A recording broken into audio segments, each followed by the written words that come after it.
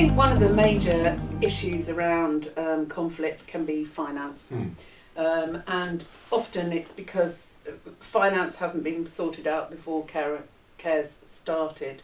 And for many people, looking after somebody, they can have to give up their job, they might become unemployed because they're looking after someone, so there's not that source of income.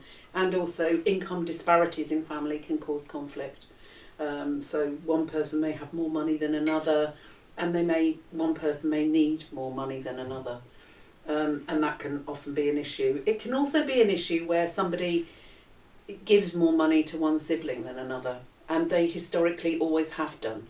So there's nothing different about any of that, but when someone takes over power of attorney for finances, they understand that that's what's happened. Yeah, I think as well as that, there's obviously if the person themselves has finances and it's the control over that, and then we're going to talk about issues about inheritance later, but even just the cost of caring, because it may well be that the cost of caring starts to come out of the person who's being cared for, savings, and as you said, if there's income disparity between siblings, that can cause a massive issue, particularly if they then start arguing about how much should be spent on, say, carers or adaptations or equipment.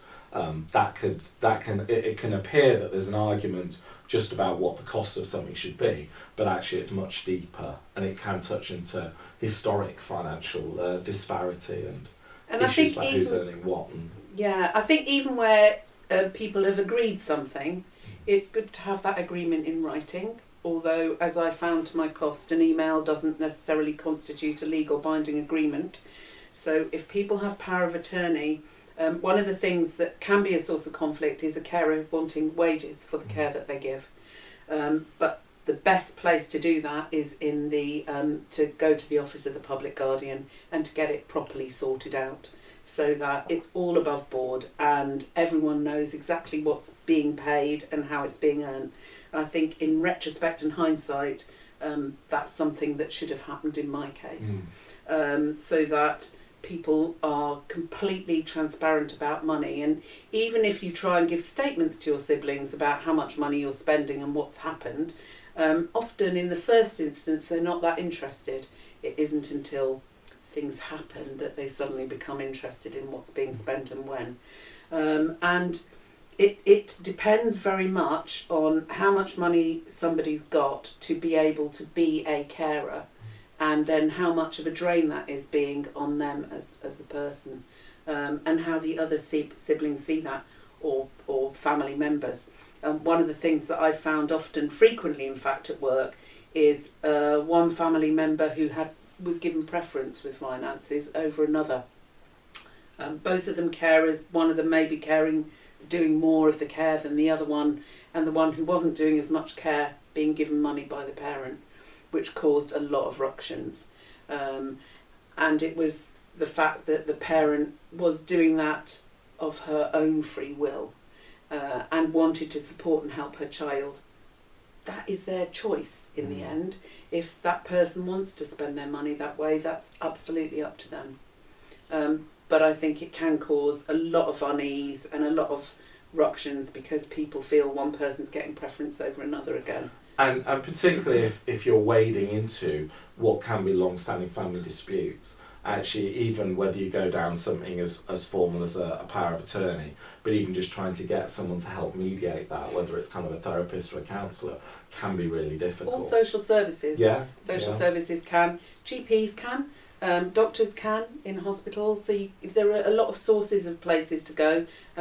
It can often end up in mediation and legal conflicts, and which it did in my family.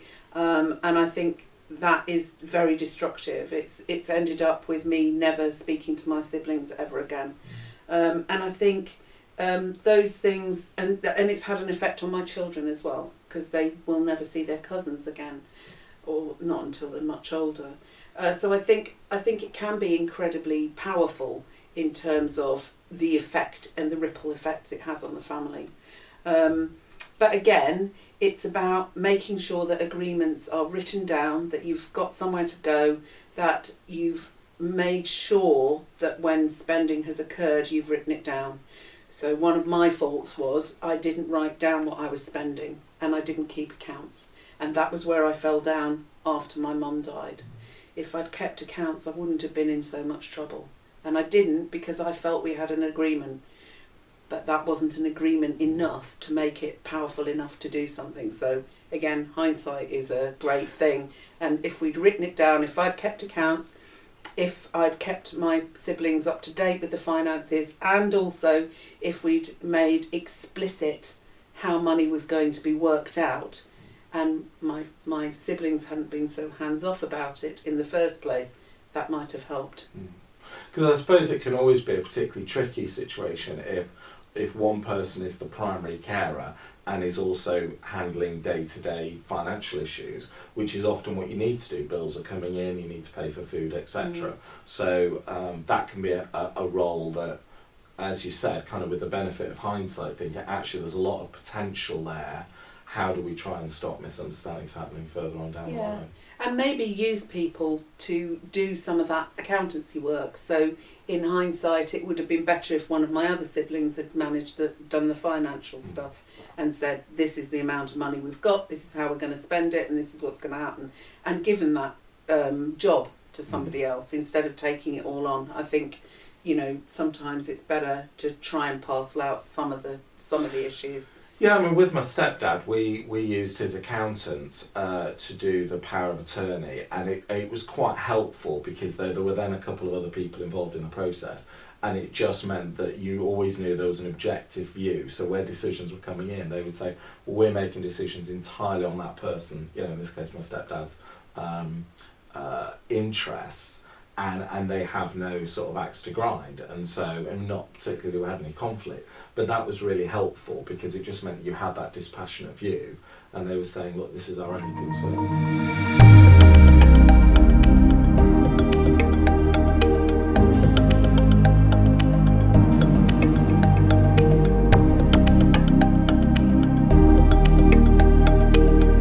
So we were talking about formal agreements, and I suppose one of the challenges can be that if you're not used to doing those kind of agreements as a family, because a lot of families aren't used to, it can cause maybe concerns about, well, do you not trust me? We've agreed this, we've said it, why do we need to put things in writing? So again, with hindsight, yeah, I would say don't trust anyone. Okay.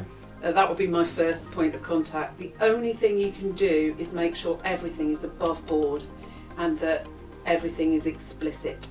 I think where conflict often arises, particularly after someone dies, is where understanding has been implicit rather than explicit, which means that there's been a sort of hidden understanding, and then when somebody dies, that hidden understanding turns out to be false. So I think that in order to make things as simple and clear as possible, having really good agreements that are made in full before caring starts is the prime thing. But sometimes people fall into care. So for example, my mum wasn't supposed to come and live with me for another 2 weeks, but she ended up, because she had dementia and was very confused, she knew something was changing, so she spent one night throwing everything from her flat outside her flat and got taken into hospital, and they wouldn't release her unless she came to live with me. So that meant that instead of my 2 weeks grace, I suddenly had to move mum and me, and she had to live with me. So it kind of fell out that she started living with me long before she was supposed to. And that can happen. Somebody can suddenly step into a caring relationship with even parents and children. If you're looking after someone with special needs, you're not necessarily all set up and ready for that kind of caring relationship, but it just sort of happens. And I think that in that case, then saying, right, okay, let's take a breath and actually set things up isn't an unreasonable thing to say. And of course people can go, don't you trust me? But actually the best thing to do, people get married all the time, and then when they get divorced, everyone goes, but I thought I knew them. Because when emotions are heightened and people are upset and grief and guilt and all sorts of other emotions get mixed in, actually having a firm underpinning of this was the understanding and it's written down is actually very, very helpful. And it might even be useful, as you said, using the divorce analogy to say, look, it's not about trust, but there are a lot of families who experience difficulties with this, so it's not as if it's completely improbable thing that might happen further down the line. And if there is no disagreements, then it can be a piece of paper that you don't need to refer to. Yeah. But actually, if there are disagreements, being clear what is and what isn't. I mean, what sort of things do you think would be helpful to have written in that sort of agreement if you were having a family finance meeting? is one. Yeah. Who handles the finance? How finance is worked out? What things are acceptable to be paid for and what aren't? What should the carer pay for? What should the person receiving care pay for? How much money there is? Who's going to keep an account of what's being spent? How you're going to keep an account of what's being spent? Where do receipts go, for example? What kind of measures are there in place to prevent somebody misusing any kind of finance in someone else's eyes?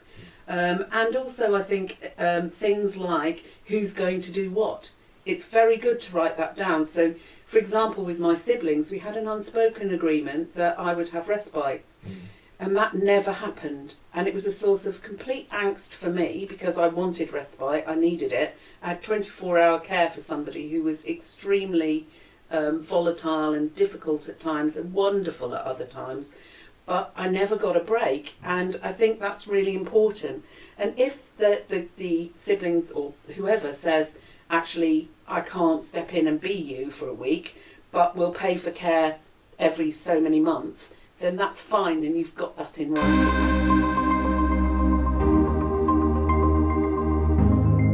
So we were talking about what kind of things should be in an agreement and discussed finance. Yeah. But also things like who could do what job, how often you meet as a unit to discuss the care, because care changes. So someone can start off being reasonably well, they can, their care journey is different all the time. So what are you going to do at pinch points where something changes? Who's going to be the main point of contact for hospitals, clinics, outpatients appointments? And particularly if you're getting carers coming into the home, actually who's going to have, for want of a better word, sort of line management, supervision responsibility. So who's going to be the point of contact? Because it can be really difficult if an outside agency, it could be a statutory sector or private, but they want to know one person that they can talk to resolve issues, to get decisions. And it's knowing what decisions can be made at that level with that one person and what's like, actually, I need to go and check with the family. But also where sources of support are going to come from. So who's going to support who and when, how often you're going to meet, how often you're going to talk, how you communicate, who takes the lead on certain things. And there are a lot of ins and outs about how you manage things as a group, because if it's one person, in some respects it's quite much easier. So for example, when I had 24-hour responsibility for my kids after a divorce, in some ways, although it was hard, it was easier. I never had to reference anyone else about, is this a good idea? Or I'm going to make a rule that such a thing's going to happen. Do I have to talk to anyone else about it? No.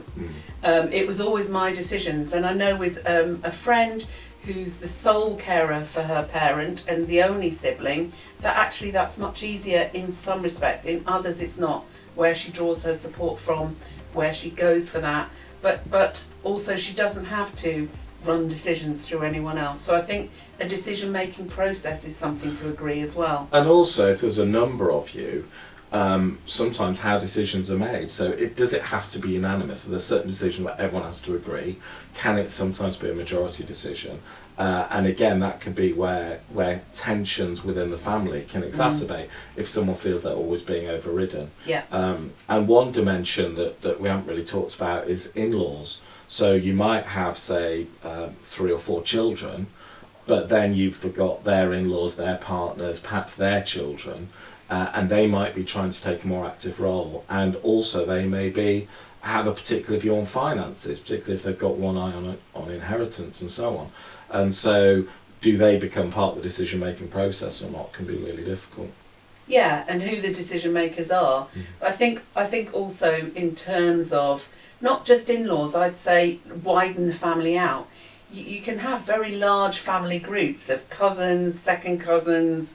I've often seen people whose one of them, for example, is a care worker, and so they come in and they start making decisions in hospital about somebody, but they're not actually the person with the main responsibility for care. And then other family members can go, well, why were they spoken to? But they've come in and asserted their authority by saying, oh yeah, I'm a nurse, or oh yeah, I'm a this. And then the hospital or hospital staff get confused about who's the main point of care here. So that can happen, and I think with wider family dynamics, sometimes that can be very difficult. And certainly culturally, often I've found that families with a large plethora of people in them can have fallout over who's going to make decisions, and then why isn't so and so's or auntie so and so's view taken into account. Also, dynamics can come in where with regard to partners of people. So, for example, if there's a couple in the family who are gay and the parent or whoever doesn't particularly want that person taken into account, but they're married, and so they have as much right to make decisions as anybody else who's an in-law, but there are dynamics around diversity going on. So it's such a kind of like mishmash of things, and it just highlights how diverse we all are, how different we all are, but also how accepting we are of difference, and often those things are heightened when caring comes into it. So the other thing that can happen is gender differences can hold sway. So the burden of care often falls to women. Historically, traditionally, can fall to women. And it can sometimes be expected that that it's the women that would look after it, whether it's the aunts or the sisters. And their job isn't as important, and so it doesn't really matter.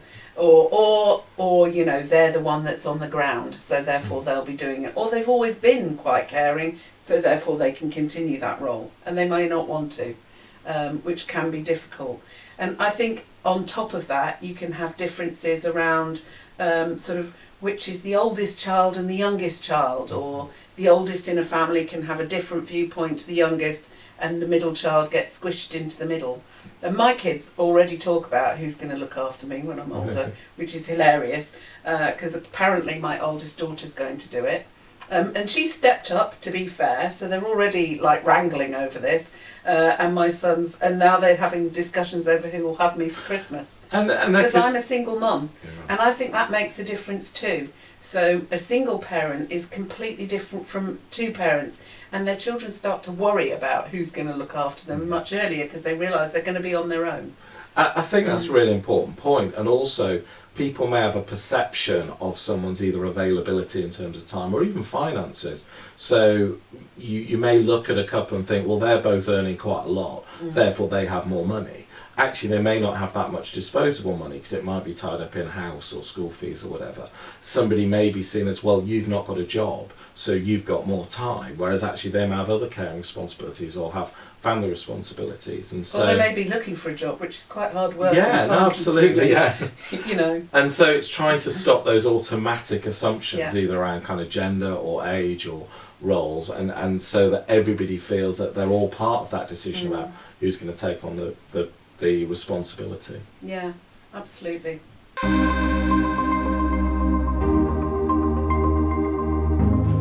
So one thing that might be helpful for people to think about as well is that not all conflict is the same, and there's a number of different models that are out there. One is that just kind of think of conflict as sort of low level, medium level and high level. So low level conflict might just be there's a disagreement about a particular activity or a particular event. Medium level conflict is where there's patterns of behaviour, so there's constant disagreements that are resurfacing, not being resolved. And high level of conflict, and I think it's Weeks and Treat that came up with this model that said that high level conflict tends to be a chronic quality, where there's a high degree of emotional blaming and vilification, and you start to get more into kind of abusive types of relationship. So there may be a lot of bullying, there may be a lot of anger, and almost recognising that this has moved beyond just what the issue was, and is more patterns of behaviour that actually someone may need quite a lot of help to resolve.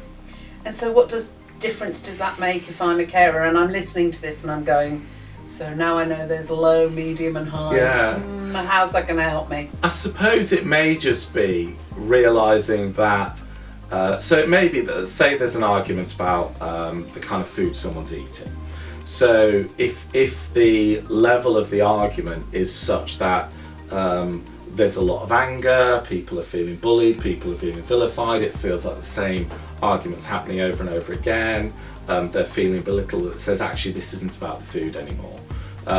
That what this is about is this is quite a destructive pattern of behaviour, verging on abuse, and that actually even sometimes just recognising it can help people say, look, we're going to need some outside support. It's quite difficult for two people. I think that's the key. Yeah. The outside support. So I think it's like, when do you actually get into the idea that this is somewhere where we need some help? Yeah.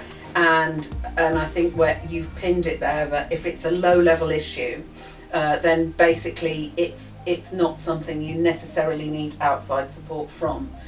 Where it's more medium, high level, that's where you're going to need some outside support. And I think some of it is about things like bringing up old stuff. Yeah. So old grudges, old things that have happened to you, patterns of behaviour that have happened in the past, and also that you can't resolve things. And you can't resolve them without somebody feeling that everything has become too difficult to talk about. And that's a good example where if the same issue is coming up over and over again, if it's not actually really being resolved, then it suggests that actually this is now becoming a pattern of behaviour. It's quite a destructive pattern of behaviour between individuals.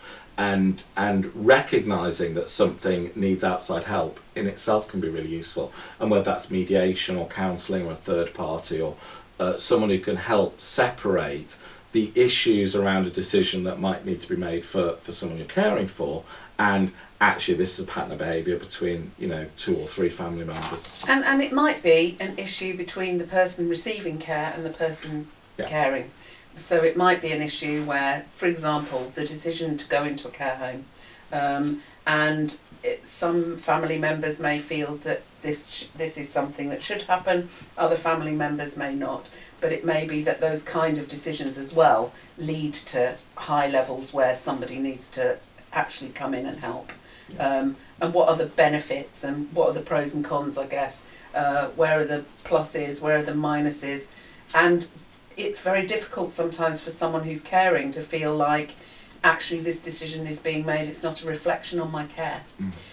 So again, if other family members are saying they need to go to a care home and you're feeling like actually the care I provide is adequate, thank you very much, she doesn't or he doesn't need to go to a care home, that can be very difficult to accept because you feel like you're being personally criticised for something you've done, in your opinion, very well.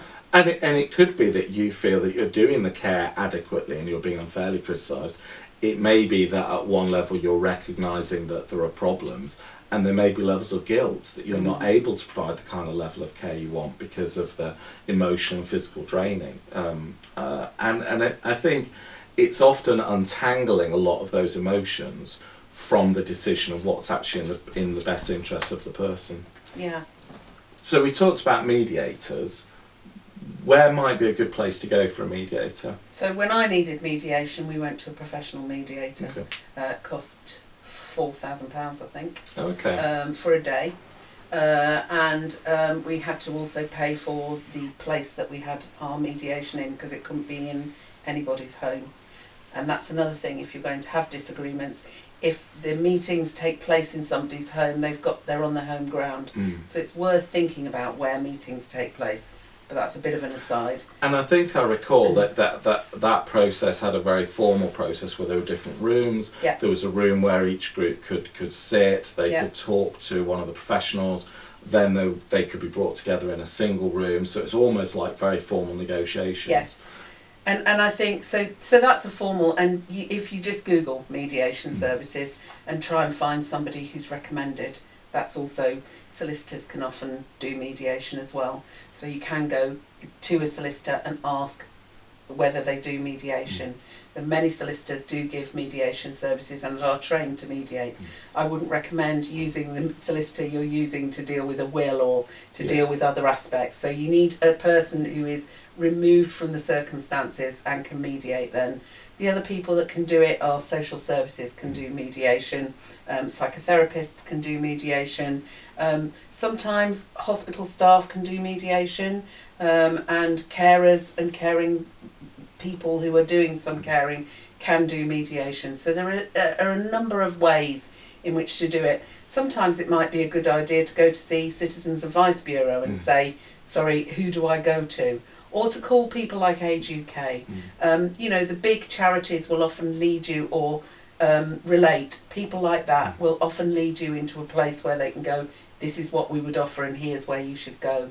But if you Google things like mediation on the internet, then you will find quite a plethora of things to talk you through what you might do. And it can be from very informal to very formal. So you may have an outside person that everyone in your unit, family unit, respects, who might be good as a mediator. A sort of honest broker exactly. type role, yeah. But who isn't a relative, who isn't in any way invested in anything, and who everyone will accept as someone who will give fairness. I think that's the issue. Do you view the person who's mediating as fair?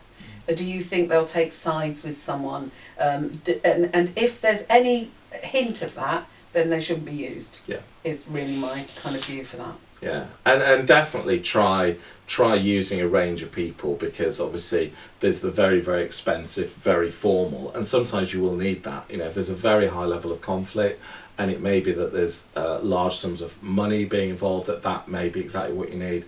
Equally, it might be that an hour with a family counsellor will help just uncover what some of the tensions are. And even if you separate, look, this is an ongoing family argument that's been going on for decades, but these are the decisions that need to be made about a vulnerable family member, and let's at least park one while we focus on the other.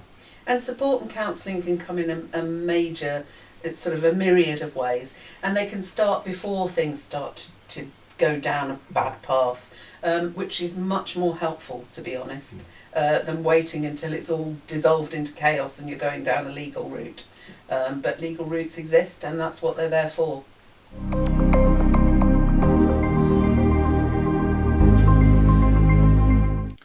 Hello, I'm Dave Dawes. I'm the Learning Director at Future Care Capital. We're a charity that supports unpaid carers to give them the support and the tools they need to look after their loved ones. We're only able to do this because of your generous donations. Please give whatever you can using the support button on the website. Every £1 you give helps us make more and more courses and make them freely available to other carers just like you. Thank you.